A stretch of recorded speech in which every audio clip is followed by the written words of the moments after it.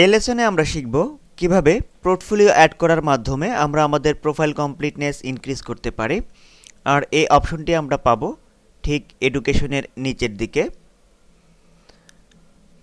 আমরা দেখতে পাচ্ছি এডুকেশনের ঠিক নিচের সেগমেন্টটি হচ্ছে পোর্টফোলিও প্রজেক্ট।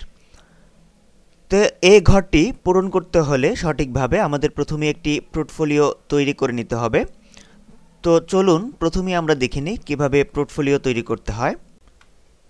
এখন আমাদের একটি জিনিস অবশ্যই খেয়াল রাখতে হবে, যেহেতু আমরা আমাদের প্রোফাইলটি ডাটা এন্ট্রির কাজের উপযোগী করে সাজিয়েছি, সেহেতু আমরা যখন পোর্টফোলিও তৈরি করব আমাদের অবশ্যই পোর্টফোলিওটি যাতে ডাটা এন্ট্রি টাইপেরই হয়। তো এখন আমরা ধরে নেই আমাদের একটি ওয়েবসাইট আছে এবং সেই ওয়েবসাইটে আমরা একটি আর্টিকেল লিখেছি। সেই আর্টিকেলটির পোর্টফোলিও আমরা এখন তৈরি করব।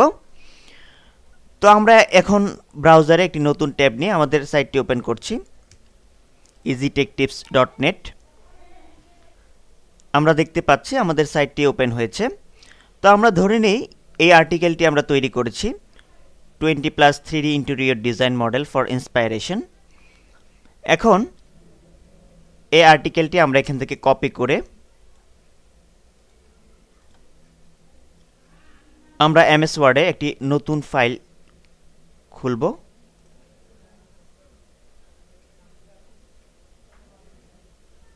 এমএস ওয়ার্ড,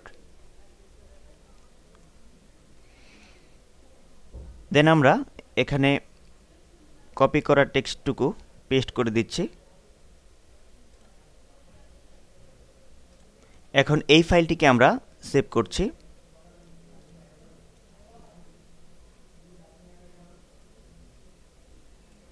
পোর্টফোলিও,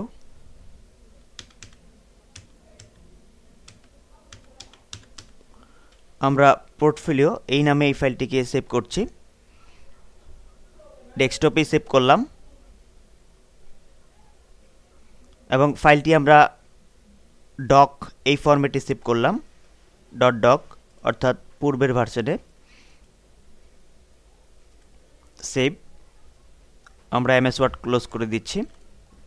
এখন আমাদের আরেকটি কাজ বাকি আছে। আমরা কিবোর্ড থেকে এখন প্রিন্ট স্ক্রিন কিটি চাপছি আমাদের এই এন্টায়ার একটি ইমেজ নেওয়ার জন্য। দেন আমরা চলে যাব ফটোশপে। আমাদের ফটোশপ পূর্বে ইনস্টল করা ছিল, আমরা ফটোশপ সফটওয়্যারটি ওপেন করছি।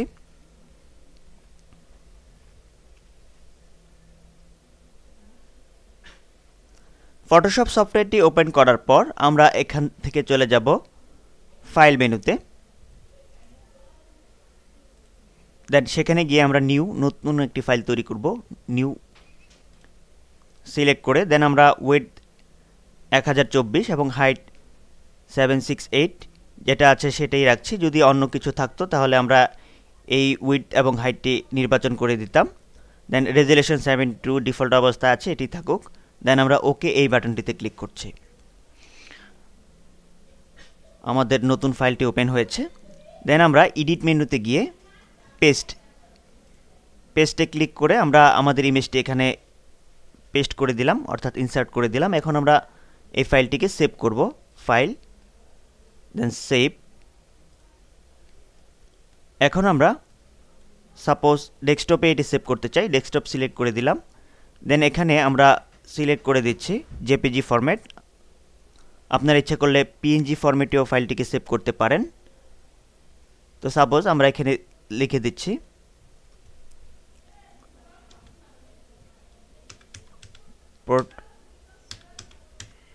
পোর্টফোলিও 1 এই নামে। দেন আমরা সেভ এই বাটনটিতে ক্লিক করছি। দেন ওকে এই বাটনটিতে ক্লিক করছি। আমরা ফটোশপ ক্লোজ করে দিচ্ছি। এখন আমরা পুনরায় চলে যাচ্ছি ওডেক্সে। দেন এখানে আমরা অ্যাড এই বাটনটিতে ক্লিক করছি।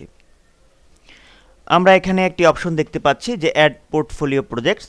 এখন প্রজেক্ট টাইটেল, এখন টাইটেল আমরা দিয়ে দিচ্ছি আর্টিকেল রাইটিং।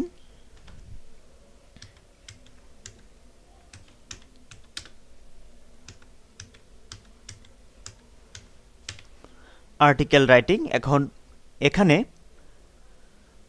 ব্রাউজ এই বাটনটিতে ক্লিক করে আমরা একটু আগে যে ইমেজটি তৈরি করেছি সেই ইমেজটি আমরা দিয়ে দেব। আমরা ইমেজটি ডেস্কটপে সেভ করেছিলাম। আমরা ইমেজটি সেভ করেছিলাম পোর্টফোলিও এই নামে। আমরা দেখতে পাচ্ছি পোর্টফোলিও 1.jpg। এটি আমরা সিলেক্ট করে ওপেন বাটনে ক্লিক করলাম এবং অ্যাটাচমেন্ট, এখন আমরা যে ফাইলটি তৈরি করেছিলাম এমএস ওয়ার্ডে সেই ফাইলটি এখানে ধরিয়ে দেব। আমরা এখানে ধরিয়ে দিচ্ছি পোর্টফোলিও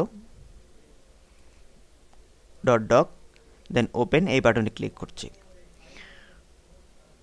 দেন আমরা ডেট সিলেক্ট করে দিচ্ছি যে কোন ডেটে আমরা এটি তৈরি করেছিলাম। সাপোজ আমরা টুডে আমরা একটু পাস্ট ডেট দিয়ে দিই। সিলেক্ট করে আমরা বেরিয়ে আসলাম। দেন ক্যাটাগরি আমরা সিলেক্ট করে দিলাম web development, software development, writing and translation, যেহেতু আমরা আর্টিকেলে লিখেছি রাইটিং অ্যান্ড ট্রান্সলেশন, এটি সিলেক্ট করে দিচ্ছি।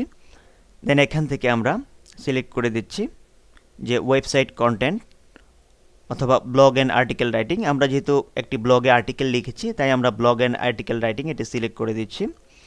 দেন এখান থেকে আমরা একটু ডেসক্রিপশন লিখে দেব। আমরা ডেসক্রিপশনে লিখে দিচ্ছি I have successfully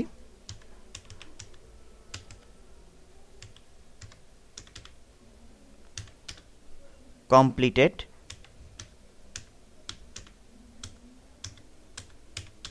my job।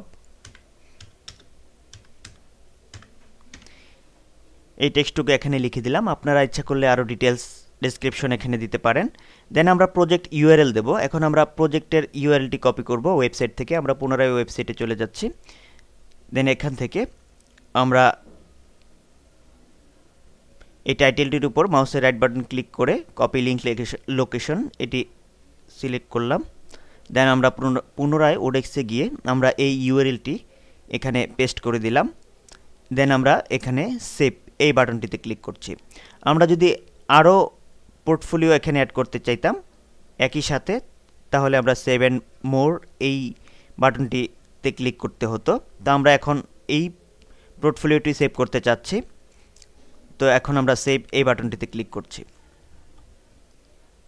Saving, আমাদের পোর্টফোলিওটি সেভ হচ্ছে। আমরা দেখতে পেলাম আমাদের পোর্টফোলিওটি সেভ হয়ে গিয়েছে এবং আমাদের পোর্টফোলিও প্রজেক্টে সেটি অ্যাড হয়েছে। আমরা ইমেজটি দেখতে পাচ্ছি, খুব চমৎকারভাবে এখানে ডিসপ্লে হচ্ছে। এখন আমরা একটু উপরের দিকে যাই। আমরা দেখতে পাচ্ছি যে আমাদের প্রোফাইলটি 70 থেকে 75-এ উন্নীত হয়েছে, অর্থাৎ আমাদের প্রোফাইলটি আপডেট হয়েছে।